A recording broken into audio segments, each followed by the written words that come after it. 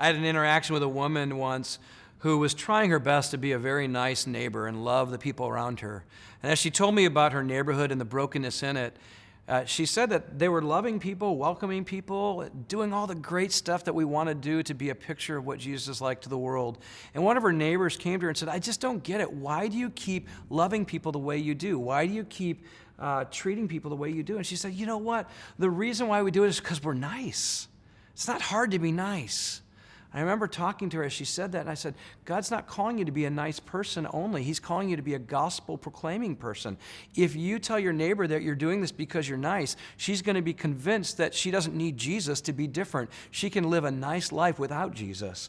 What you need to tell them is the reason why we're doing this is because Jesus has loved us when we weren't nice. Jesus loved us when we were far from God. Jesus loved us when we were bad neighbors. And as a result of him doing that, I can now love neighbors who don't treat me well because Jesus loved me when I didn't treat him well. They don't need nice, they need Jesus. Because if you just give them nice, you're going to ask them to try harder to be different people without giving them the source that changed you.